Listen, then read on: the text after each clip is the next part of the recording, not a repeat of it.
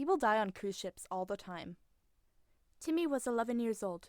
He was sitting at the kitchen table, and he was watching his mom make pancakes. Caitlin, his sister, just got back home after working on a ship for 6 months, and now she was telling stories. It was the last week of summer. "I didn't think it would be so common," said Mom, as she poured more batter into the pan. "Okay, for example, imagine if Grandma gets diagnosed with terminal cancer. You can either just sit around waiting for her to die, or book a trip to the Bahamas and take her on one last adventure." "Oh, that actually makes sense." Timmy noticed how much his sister had changed since she left. She was almost like an adult. "Do you have doctors on board?" he asked. "There's a little hospital wing, but they're not there to deal with the terminal stuff. It's for broken arms and shit." The pancake got flipped in the pan.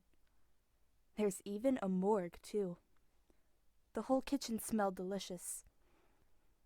"Do you want to hear something twisted?" asked Caitlin. She was looking at Timmy, but Mom answered instead. "Wasn't this already the twisted part?" "Nah.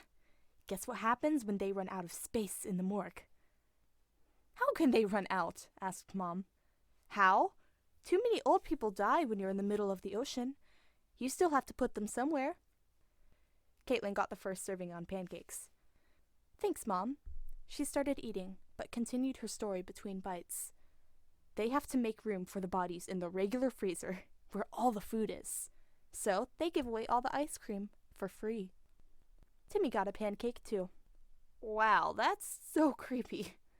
"Yes, everyone is excited, eating free ice cream, but there's one family on board who probably knows why this is all happening, 2 hours after Grandma died." They giggled until they saw their mother's piercing eyes. She didn't mind the grim talk, but making fun of a grieving family was over the line. Soon after that, their father came downstairs and started asking Caitlin the same questions their mother had already asked, about the cabin, about seasickness, and the grueling shifts. The boring stuff. Timmy all but forgot about the story, until he heard the ice cream truck come down their street a few days later. He ran outside with a handful of change, hoping that it would be enough for a double chocolate swirl. "Don't worry about it," said Mr. Toth. "This one is on the house."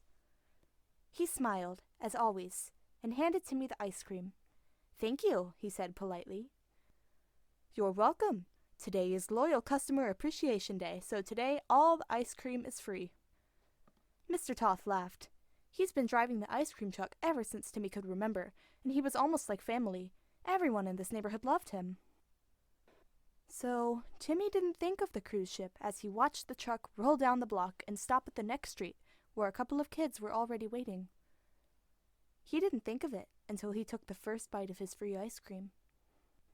And while he would have been hard-pressed to put into words what was wrong, the fact is that on that last day of summer, the double chocolate swirl tasted like death.